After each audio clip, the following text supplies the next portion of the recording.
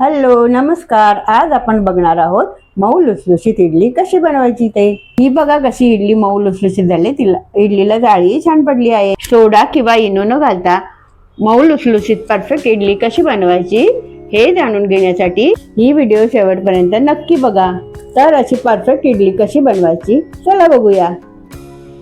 Hello नमस्कार, स्वागत आहे तुमचं आम्ही तिघी आणि रेसिपीज मध्ये. अशाच छान छान रेसिपीज पाहण्यासाठी आमच्या चॅनलला नक्की सबस्क्राईब करा आणि बेल आयकॉन दाबायला विसरू नका, जेणेकरून आमच्या व्हिडिओचे नोटिफिकेशन तुम्हाला त्वरित मिळेल. इडली बनवण्यासाठी या ग्लासाच्या मापाने मी 3 ग्लास उकडे तांदूळ घेतले. तसेच 1 ग्लास उडदाची डाळ घेतली. ती पण अख्खी उडदाची डाळ घेतली. आता त्यात मी 1 चमचा मेथी दाणे घालून घेणार आहे. आता ते मी भिजवून ठेवते. हे तांदूळ मी स्वच्छ 3 पाण्याने धुवून घेतले आणि भिजेल इथपर्यंत एवढं पाणी ओतून ठेवायचं. आणि डाळ मात्र एकाच पाण्याने धुवून घ्यायचं, नाहीतर त्याचा कस निघून जातो. हे डाळ आणि तांदूळ 6 ते 7 तास भिजत घालायचे. आता मी झाकून ठेवते आणि मग आपण काय करायचं ते बघूया. हे अर्धा ग्लास पोहे आहेत ना, ते मी 10 मिनिटं भिजवून ठेवणार आहे. पोहे स्वच्छ धुवून घेणार आहे आणि पाणी न घालता असेच भिजवून ठेवणार आहे. पोहे धुवून घेतले, पाणी न घालता असे 10 मिनिटं ठेवून द्यायचे. तांदूळ भिजवून 7 तास झाले. आता आपण ती वाटून घेणार आहे. तसेच उडदाची डाळ भिजवून 7 तास झाले. आता हे पोहे भिजेपर्यंत डाळ आणि तांदूळ वाटून घेऊ. आता ही डाळ मी मिक्सरला बारीक करून घेते.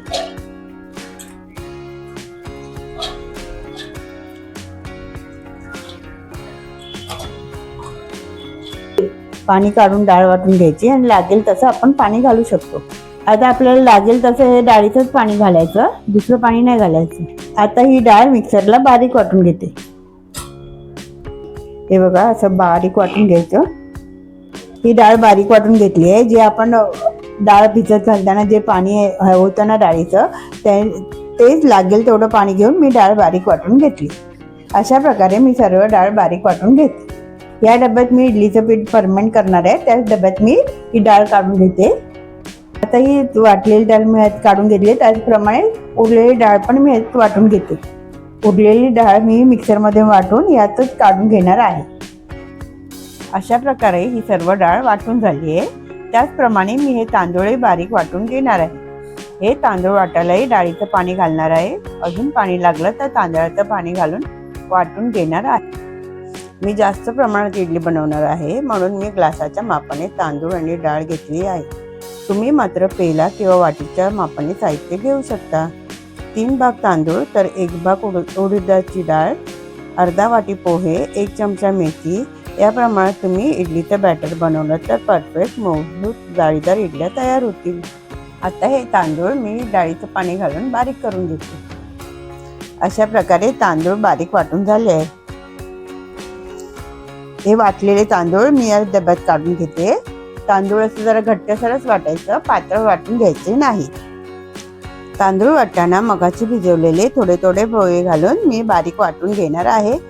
पोहे घातल्यामुळे इडली छान हलकी होते.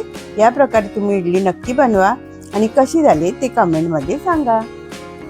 आता अशा प्रकारे तांदूळ आणि पोहे मी मिक्सरला बारीक करून घेते. सर्व तांदूळ बारीक करून झाले. आता हे डाळ आणि तांदूळ चांगले बारीक करून घेतलेत. आता हे आपण एकजीव करून घ्यायचं. हे चमच्याने करायचं नाही, हाताने तसं एकजीव करायचं. मग ते चांगलं मिश्रण मिक्स होतं, फर्मंट व्हायला मदत होते. खाली वर चांगलं करून घ्यायचं.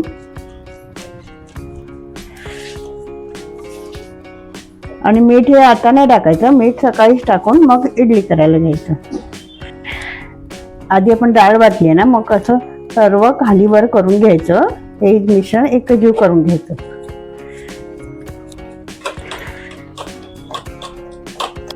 हे पीठ 5 मिनिटं चांगलं मिक्स करून घेतलं. हातानेच करायचं, चमच्याने करायचं नाही, म्हणजे ते चांगलं फर्मेंट होतं. हे बॅटर चांगलं फर्मेंट होण्यासाठी 1 कांदा त्यात घालून घेणार आहे. कांदा शेंडा आणि बुंदा असं कापायचा आणि साल काढून असा मोकळा करायचा आणि तो आता त्या पिठात घालून ठेवायचा आणि त्यात तेल ओतायचं. 2 चमचे असं तेल ओतायचं. मग हे फर्मेंट चांगलं होईल. आता हे इडलीचं बॅटर उष्ण ठिकाणी ठेवायचं आणि एकदा झाकण लावलं ना की 7 ते 8 तास त्याला बघायचं नाही. 7-8 तासाने बघूया. बॅटर फर्मेंट होण्यासाठी हवा आतमध्ये जाऊ नये म्हणून त्याच्यावर वजन ठेवायचं. आमच्या व्हिडिओना लाईक करा. रेसिपी कशी वाटली ते कमेंट मध्ये सांगा आणि व्हिडिओज तुमच्या मित्रमैत्रिणींसोबत शेअर करा. आता 9 तास झालेत. आपण डब्याचं झाकण खोलून बघूया. वाव, आपलं पीठ बघा, थंडी आहे तरी इडलीचं पीठ छान फर्मेंट झालं आहे. आता आपण कांदा बाजूला करून घेऊया. चमच्याने पीठ ढवळून घ्यायचं म्हणजे पीठ एकजीव होईल. हे पीठ फर्मेंट होण्यासाठी महत्वाची ट्रिक्स म्हणजे यात आपण ठेवलेला कांदा. तुम्ही पण अशा सर्व टिप्स आणि ट्रिक्स वापरून इडलीचं बॅटर बनवून बघा आणि पीठ फर्मेंट करायला ठेवताना डब्याखाली मोठा टोप किंवा परात ठेवा म्हणजे फर्मेंट झालेलं पीठ ओतू गेलं तर ते परातीत किंवा टोपातच सांडेल, वाया जाणार नाही. 10 मिनिटं झाली आहेत. परत पीठ बघा, मगाशी आपण केलं तर खाली गेलेलं, आता परत वर आलंय. आता आपण या पिठात मीठ घालून घेऊया. त्यासाठी आधी हलवून घ्यायचं, ते खाली बसेल.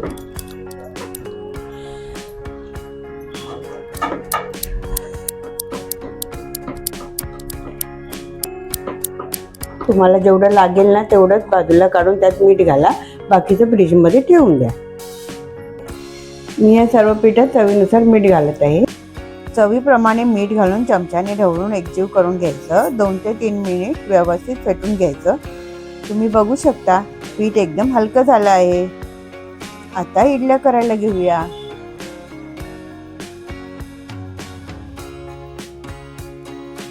आता मी इडली पात्राला तेल लावून घेते, त्यामुळे इडली वाफवल्यावर भांड्याला चिटकत नाही व इडली पटकन निघते. अशा प्रकारे मी सर्व साच्यांना तेल लावून घेते.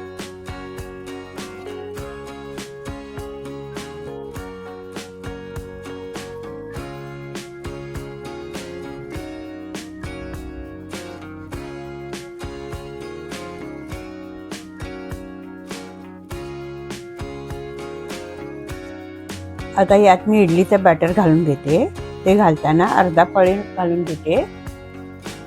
व्हिडिओ दाखवल्याप्रमाणे तुम्ही बॅटर घालून घ्या. जास्तही बॅटर घालायचं नाही कारण इडली वाफवल्यावर फुगते.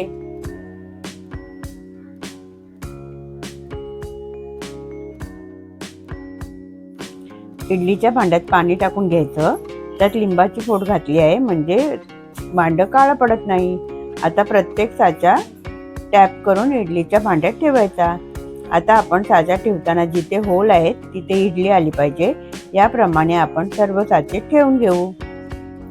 त्यामुळे वाफ चांगली धरते. सर्व इडल्या एकसारख्या वाफवल्या जातात.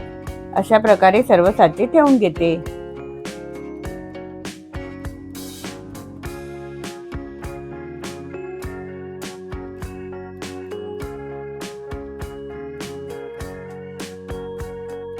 आता भांड्यावर झाकण ठेवलंय ना तर मोठा गॅस करून 10 मिनिटं इडली वाफवायला ठेवायची. आता 10 मिनिटं झाली आहेत. गॅस बंद करायचं. झाकण न काढता इडली पात्रात अशी 5 मिनिटं इडली ठेवायची. आता 5 मिनिटं झाली आहेत. इडली बघू आता कशी झाली ती. मस्त छानपैकी इडली आपली वाफवून झाली आहे. आता एक एक काढून घ्यायचं खाली.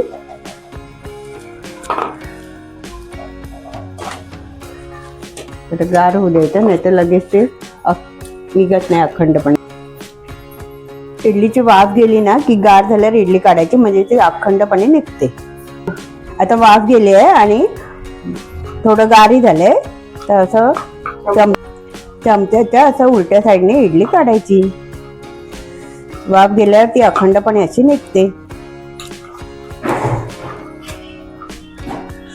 अशी मऊ मऊ लुसलुशीत झाली इडली. अशा मी एक एक इडल्या काढून घेते. अशा प्रमाणे जर तुम्ही इडल्या केल्यात ना तर अशा मऊ लुसलुशीत होईल. सोडा किंवा इनो घालायची काही गरज नाही. पीठही चांगलं आमतं आणि इडली अशी मऊसूत होते. तुम्ही पण या अचूक प्रमाणात इडली बनवून बघा आणि कशी वाटली ते कमेंटमध्ये सांगा. अशा प्रकारे मऊ लुसलुशीत इडली तयार आहे. त्याचप्रमाणे खोबऱ्याची हिरवी चटणी आणि साऊथ इंडियन स्टाईल लाल चटणी बनवून तयार आहे. या दोन्ही चटण्यांची रेसिपी शॉर्ट सेक्शनमध्ये आहे, ती तुम्ही नक्की बघा. अशा प्रकारे तुम्ही या अचूक प्रमाणात तुम्ही इडली चटणी बनवून बघा आणि कशी वाटली ते कमेंटमध्ये सांगा. व्हिडिओला लाईक करा.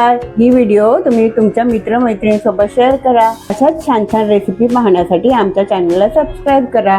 तुम्ही पण अशा प्रकारे मऊ लुसलुशीत इडली बनवा, खाऊ घाला. व्हिडिओ शेवटपर्यंत बघितल्याबद्दल थँक्यू. सबस्क्राईब करा.